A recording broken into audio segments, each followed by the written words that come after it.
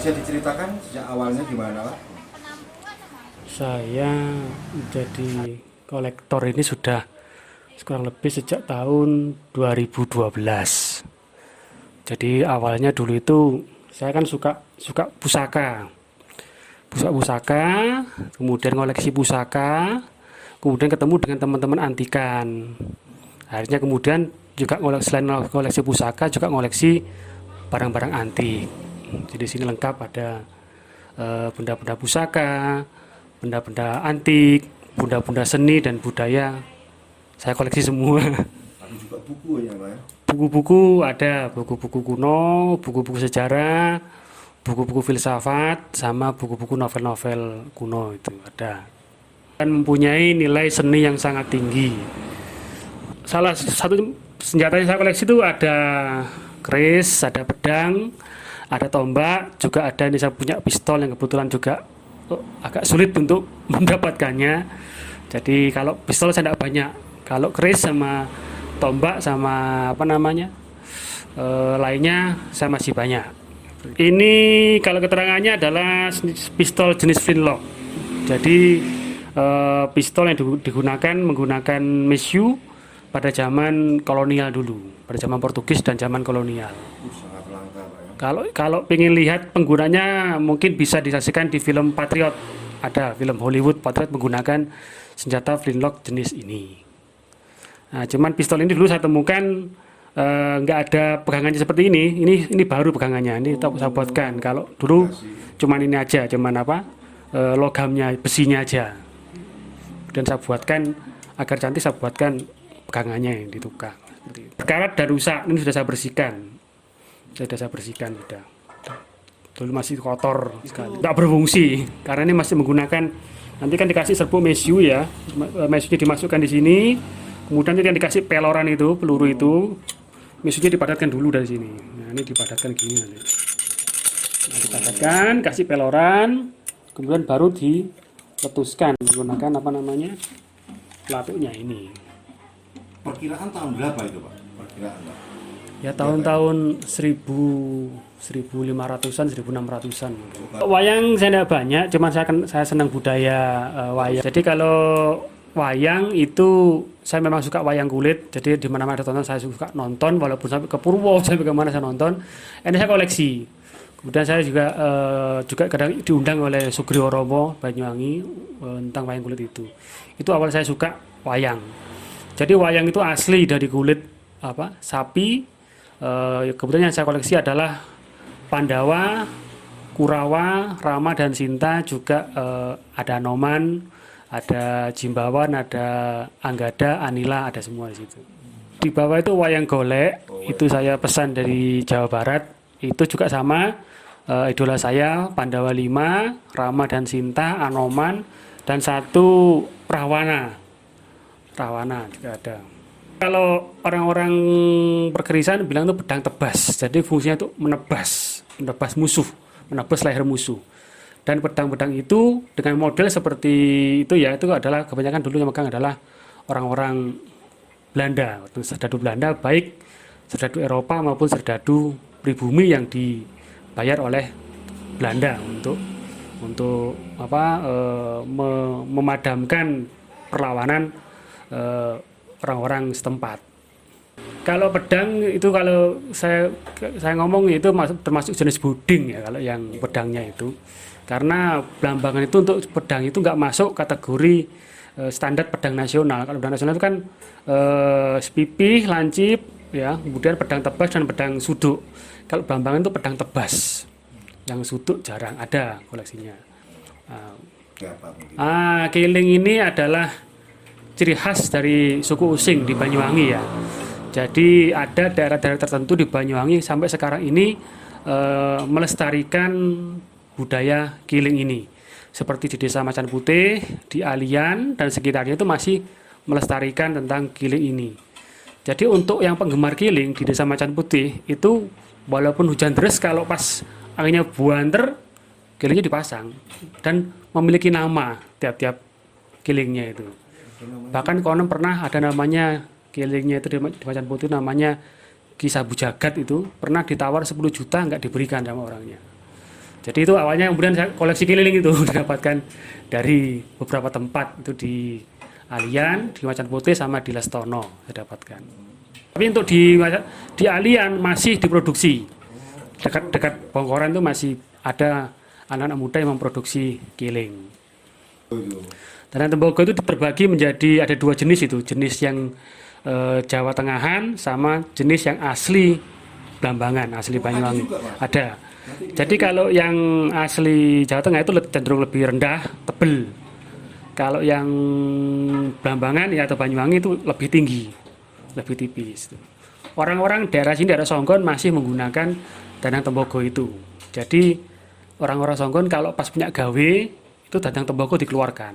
Jadi bukan untuk sehari-hari, itu hanya untuk hal-hal yang bersifat khusus atau ritual. Bahkan kalau di Jawa Tengah, di Jogja sama di Solo tuh dandang tembaga hanya dikeluarkan di saat upacara ritual. Di Susuruan, saat acara bisawanan itu baru. Kalau saat ini dandang tembaga itu apa ada yang jual, Pak? Nggak ada, itu sudah barang kuno. Nggak ada orang jual. Ada pun jual mahal sekali. Ya kebetulan saya kan suka dengan dunia petualang dan saya sering mengadakan eksplor dengan salah satu komunitas sejarah di Banyuwangi. Jadi ya mengkoleksi juga hal-hal yang berbau militer. Jadi ada topi-topi. Kalau yang helmnya itu helm asli milik pejuang apa? 45 itu asli dari baja itu. Jadi bagus, cuman berkarat itu aja. Jadi masih bagus. Kemudian copper-ring, kemudian apa? Ya semuanya lengkap di sana juga. Termasuk pisau-pisau dan sangkur ada semua. Oh ya. Kalau batu-batu ini, batu bata ini kalau orang bilang disebut boto ratu ya kan, ada katanya orang using itu boto ratu.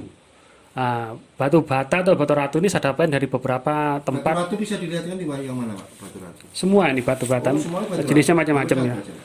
Jadi ini salah satu boto ratu yang didapat di salah satu situs di Banyuwangi, yang masih ada ukirannya. Ini saya temukan di tengah sawah.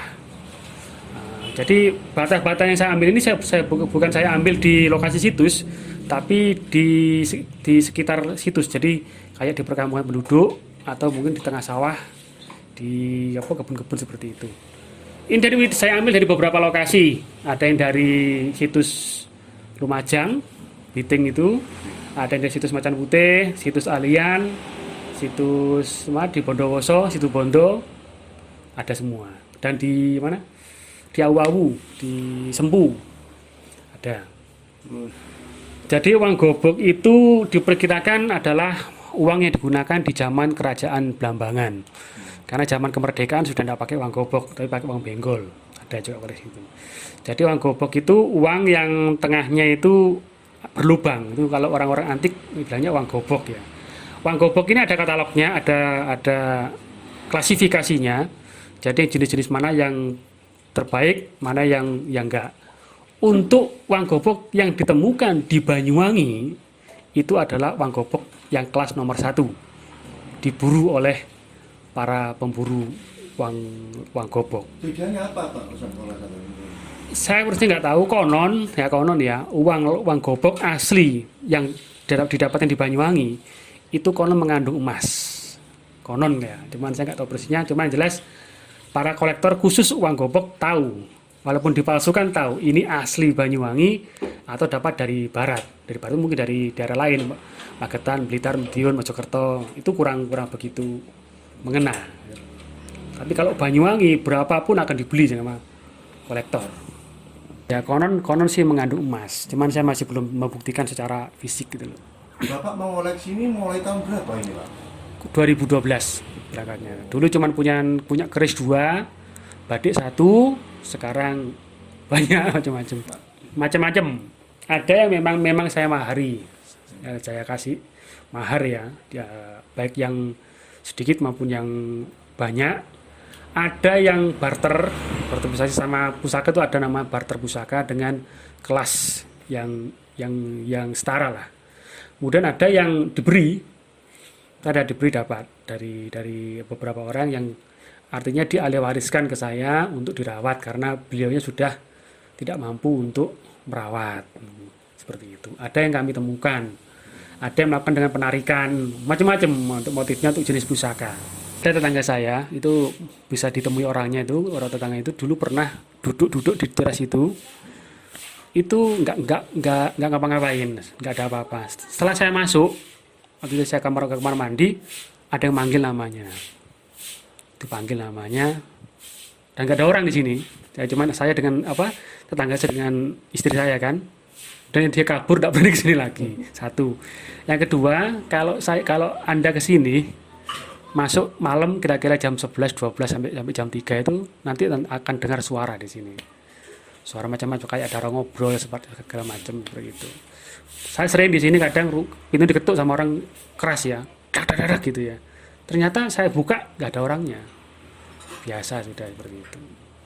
Kemudian yang terlihat itu adalah ada suatu kejadian tetangga timur rumah ini anaknya jam 2 malam dimasuki orang.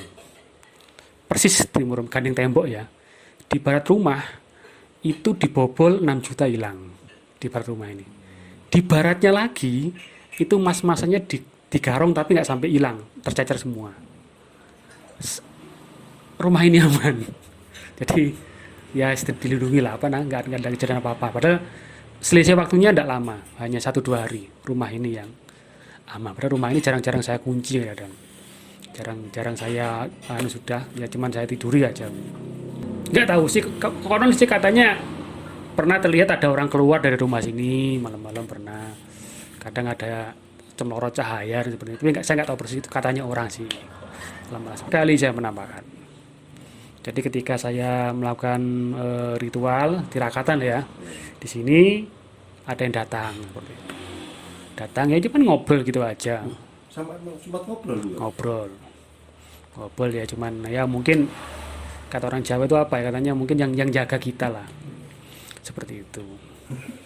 Enggak, sebenarnya begini, kalau saya sih ilmunya bukan masalah gaib atau kodam, ini saya tidak pakai itu. Saya menggunakan bahwa alam ini terdiri dari banyak energi ya, dan energi itu akan terlihat seperti kepada kita sesuai dengan apa yang kita pikirkan. Kalau kita yang memikirkan serem-serem, ya yang nampaknya serem-serem gitu loh. Tapi kalau kita yang nampak asik-asik, karena sampai sekarang ini saya masih belum pernah bertemu dengan sosok yang menyeramkan. Yang hadir, yang nampak itu ya sosok-sosok orang-orang yang ya mungkin pakai baju kerajaan atau mungkin pakai baju jubah brahmana seperti itu. Tidak pernah sampai menyeramkan, sampai ular itu tidak ada. Boneka kuno ini kan tahun-tahun 80-an ya. Ini sempat harganya tinggi. Makanya saya berburu dulu. Jadi sempat tamu dari Bali itu memburu boneka ini. Itu saya dapatkan, saya borong di toko-toko Banyuwangi itu banyak toko-toko kuno mainan kayak kencono segala itu saya borong itu boneka ini. Ini yang sisanya, yang lain sudah laku terjual. Nggak tahu dibuat apa, yang jelas ini kuno. Boneka-boneka tahun-tahun 80-an, tahun-tahun 70-an itu sempat booming, laku keras. Sampai laku berapa dulu, Pak? Bisa 100.000 per boneka. Padahal saya beli toko mungkin 10.000 Pak ya. 20.000 karena dia sudah tahu tokonya. 20.000 itu sudah ngoyo sudah. Hanya ini tinggal yang sudah nggak cocok, artinya sudah nggak masuk kriteria tamunya gitu loh. Baru aja kok, mungkin ada satu tahun 2 tahun yang lalu mungkin. Sekarang mungkin tidak booming lagi Pak ya. Belum ada permintaan. Sekarang ini yang lagi booming toples kuno itu. Kan mau lebaran Idul Fitri. Itu daerah Kemiren, daerah sini alien tuh banyak minta toples sama bokor kuningan tuh. Banyak permintaan. Jadi kenapa sih saya bikin koleksi-koleksi seperti ini? Yang pertama kan saya kan suka sejarah ya. Ada suatu keasikan tersendiri ketika saya membaca buku sejarah menceritakan suatu benda, saya punya bendanya. Nah, makanya ketika teman-teman komunitas sejarah itu datang ke sini, itu seneng, pasti buku-buku saya diobrak-abrik sudah. Ketika ada buku sejarah menceritakan tentang Krisna Gososro, saya punya pusakanya itu seneng. Menceritakan tentang Sabu Inten, saya punya. Menceritakan tentang Tolup, saya ada. Itu kegemutan sendiri. Jadi harapan saya ke depan, itu saya selain memproduksi jamu tradisional ya, saya pengen jadi rumah ini saya jadikan untuk tempat rujukan teman-teman untuk masalah hal-hal yang bersifat berkenaan dengan sejarah maupun budaya dan seni. Karena banyak sekali dalam paparan sejarah seni dan budaya itu banyak sekali ditemukan kadang-kadang penyimpangan-penyimpangan seperti mengkultuskan satu benda ya. Keris disembah-sembah diminta togel dan sebagainya, itu kan cuma kan salah kaprah semua. Keris terbang katanya ada penjaganya, keris berdiri katanya ada. Padahal itu adalah teknologi nenek moyang kita dulu. Dan teman-teman yang kesini semua bisa mendirikan keris semua setelah saya beritahu itu. Jadi harapan saya nanti peninggalan leluhur ini bisa lestari, bisa abadi ya, tapi tanpa ada unsur klenik, tanpa ada unsur hal-hal yang bersifat menipu lah, menjerumuskan generasi mendatang. Saya sekarang selain mengantikan juga mengelola omah jamu. Jadi di sini omah jamu menyediakan jamu-jamu tradisional apapun, dari jamu-jamu yang umum, beras kencur, temulawak, kulit asem, sampai dengan jamu khusus pria maupun jamu khusus wanita. Kami menyediakan dengan harga murah, siap antar. Hubungi nomor WA